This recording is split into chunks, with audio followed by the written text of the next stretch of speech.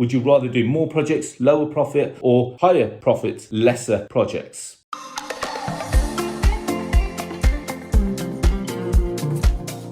Hi guys, it's Arsh, and in today's video we're going to be talking about property funding and your attitude to risk. And depending on your level and your attitude to risk, that will determine the success or the detriment of your property journey. So if you like what I'm talking about and you like this channel, do me one favor, hit subscribe, hit the notification bell. Every time I release a video, you get notified of it. Now, before we do that, I need a small favor from you. As you may be aware, I'm the owner of the Property Investor app, which is the UK's first property investment platform, which showcases all kinds of deals all over the UK, whether you're looking for a below market value deal, a rent to rent deal, a lease option deal, service accommodation deal. We've got them all there, plus a load of others. Now, there are two ways to get involved. You can either go to the website, which is propertyinvestораpp.co.uk, or if you've got a smartphone, go to the App Store, type in Property Investor and download it from there. Now, if you want to receive a free prize, here's what I'm going to do for you. If you download the Property Investor app, or if you already have the Property Investor app, I want you to leave us a mini review on the App Store. I want you to screenshot it. I want you to then email it to admin@arshilahi.com. I'm going to try and put that somewhere down there. And as a result, I will then give you access to a free property course for you to enjoy. So that's your first bit of homework, shall we say. Now let's get straight into it. Property funding, property finance. At some point, you're all going to need some kind of funding. Whether you go to a traditional bank, whether you go to someone like a JV partnership or a JV partner who's asking, or individual or a company that's going to lend you the money privately, or whether you're going to try and now reach out to other companies that can lend money to you for you to continue your property journey. At some point, you're going to need one of these people. Now, you've got to have a look at your level of risk and how you perceive debt. Is it good debt? Is it bad debt? Now, the reason why I'm doing this video is that because I was in a meeting with some guys literally yesterday, and we had a property developer who is very successful at what they do. They've built over 200 units, and they've got a number of projects on the go, but ultimately they may require more funds. So I put together a meeting with a finance company who potentially, and I say potentially, can lend 100% not only of the purchase price, but also of the build cost, which means that the developer is actually not putting in any of their own money. Now, not many people know about this, but there are companies out there like this. However, that comes with a couple of complications, and this is what you need to be aware of. First thing is that, and the way that I treat property finance, it's like almost like a scale. The higher the risk to the bank or the person lending you the money, the higher the interest rate. So for argument's sake, in this scenario where someone's lending 100% of the purchase price and 100% of the build cost, that means that in theory, the developer has none of their own money in the deal. Now that sounds great, but ultimately that's going to come at a cost. Now you've got to be comfortable whether that cost is of benefit or of a detriment to you. Now, this also comes down to your experience. This also comes down to where you are in your property journey right now. Also comes down to your cash position right now. Also comes down to how comfortable and how confident you are in your product. Now, I'm rushing through this, but there are really key takeaways in this message. So, question, how do you perceive debt? Would you rather be the person that has none of their money in the deal, but also paying a high interest rate, knowing that you're not putting any money into the deal? Or would you be the person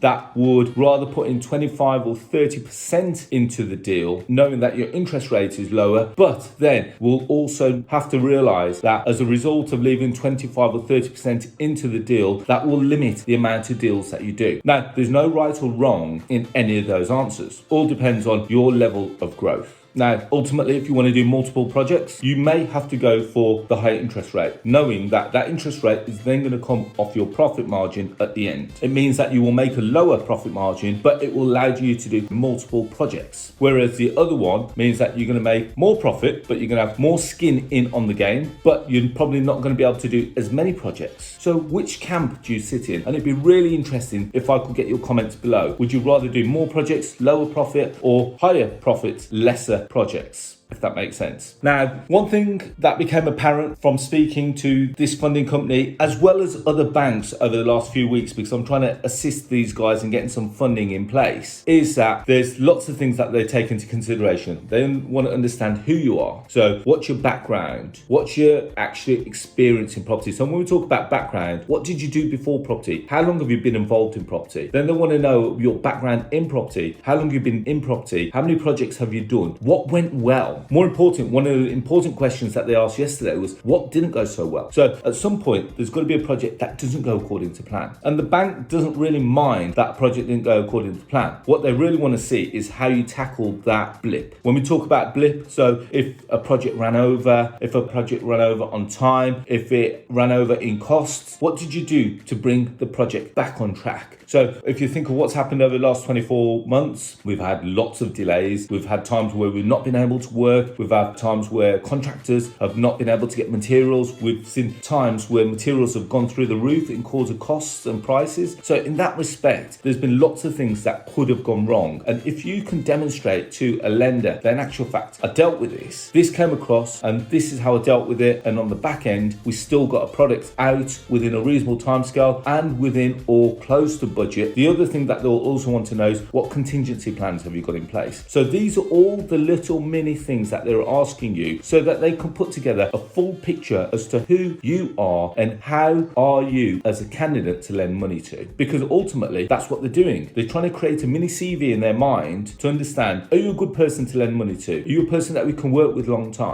a long-term basis? So if we're going to lend you 100% of the money, you've got no money in on the game. What's the chances of you delivering this project on time, on budget, and also paying us back, paying the bank back, and also realizing a profit so that it's a win-win all round? Win because you've now done a project with none of your own money. Win for the bank because they've funded it all at a higher interest rate, but they've still made money and they've lent money, and it's a win all round. Now you've made profit from a project that you're not put any money into. So this is a completely different way of thinking about property finance, and it'd be really interesting to get your thoughts in the comments below. Would you rather go for high debt, high interest, or lower debt, lower interest, high profit margin, but lesser projects? So it's a shorter video than usual, but hopefully lots of golden nuggets in there. Let me know what you think in the comments box below, and also don't forget to subscribe and hit the notification bell. Now, as I said at the start of this video, this channel is sponsored by the Property Investor app, which is the UK's first property investment platform, which showcases all kinds of deals all over the UK. Whether you're looking for that below market value deal, that rent to rent deal, we've got them all there. Go and check us out. Now, there are two ways to get involved. You can either go to the website, which is propertyinvestorapp.co.uk, or if you've got a smartphone, go to the App Store, type in Property Investor and download it from there. Now, if you want more free content like this, I release a podcast every Tuesday at 6 a.m. It's called The Property Rebel. Go and check it out. We're on Apple Podcasts, Google Podcasts, Spotify, Stitcher, just to name a few. So go and check it out. We release a new podcast every Tuesday at 6 a.m. Now, finally, if you want to get in contact with me, feel free to connect with me on social media. I'm on Facebook, LinkedIn, Instagram, Twitter, Clubhouse, and TikTok, all under the handle of Arsh. Now, I really hope you've enjoyed this video. Don't forget to like and subscribe, share it with your friends, and I really hope to speak to you all very soon. Thank you, and bye-bye.